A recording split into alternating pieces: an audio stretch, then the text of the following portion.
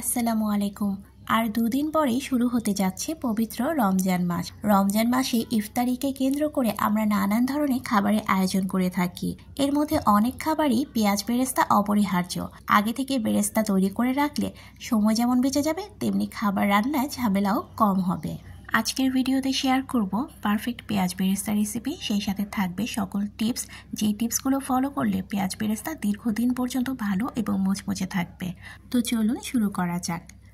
বেরেস্তার জন্য সবার প্রথমে আমরা পেঁয়াজের খোসাটাকে ছাড়িয়ে নিয়েছি। পেঁয়াজের খোসা ছাড়ানোর পর যেন পেঁয়াজের গায়ে অতিরিক্ত পানি না থাকে সেদিকে লক্ষ্য রাখতে হবে। পানি থাকলে বেরেস্তা ভাজা সুন্দর হবে না। তারপর যার যার সুবিধা মতো কেটে নিতে হবে, তবে অবশ্যই চিকন করে কাটতে হবে। আমার কাছে ইলেকট্রিক যে সালাদ কাটারটা আছে সেটা ছিল, তাই আমি সেটা দিয়ে কেটে নিচ্ছি। আপনারা ছুরি বটির সাহায্যে চিকন করে কেটে নেবেন। চিকন করে কাটলে বেরেস্তাটা খুব সুন্দর হয়।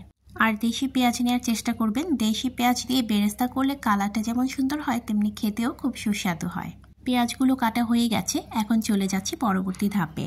চুলাতে কড়াই বসিয়ে তাতে আমি পর্যাপ্ত পরিমাণ তেল খুব ভালো মতো গরম করে নিয়েছি।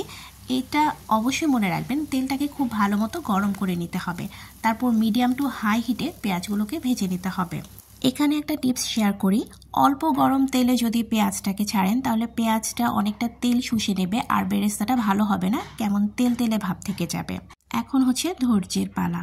অনেকটা ধৈর্য আর সময় নিয়ে ভাজতে হবে, অনবরত নাড়তে হবে। না নাড়লে দেখা যাবে একদিক থেকে কালার চলে আসছে, আরেকদিকে পেঁয়াজটা কাঁচা কাঁচা থেকে গেছে। পেঁয়াজের কালারটা চেঞ্জ হতে শুরু করলেই চুলার ফ্লেমটাকে কমিয়ে দিতে হবে। আর যখন ব্রাউন কালার হতে শুরু করবে তখন স্ট্রেনারে করে আরেকটা স্প্যাচুলা দিয়ে চেপে চেপে তেলটা ঝরিয়ে তারপর তুলে নিতে হবে। ছড়ানো স্টিলের পাত্রে রাখার চেষ্টা করবেন। তারপর যখন সহনীয় তাপমাত্রায় আসবে তখন হাত দিয়ে এভাবে একটু ছাড়িয়ে দিতে হবে, তাহলে ঝরঝরে হবে। আর দেখা যাবে এভাবে না ছাড়িয়ে দিলে কিন্তু বেরেস্তাটা একদম জমাট বেঁধে থাকবে। একইভাবে আমি আরেক ব্যাচ বেরেস্তা ভেজে নিয়েছি।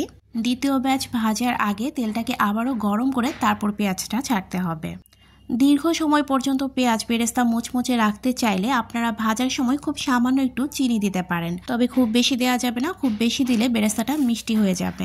ঠান্ডা হয়ে যাওয়ার পর কাচের এয়ারটাইট জারে রাখতে হবে। কাচের এয়ারটাইট জারে রাখলে দীর্ঘদিন পর্যন্ত ভালো থাকবে এবং মুচমুচেও থাকবে। ভিডিওতে আমি মেইন 3টি টিপস শেয়ার করেছি, সেগুলো আবারও বলছি।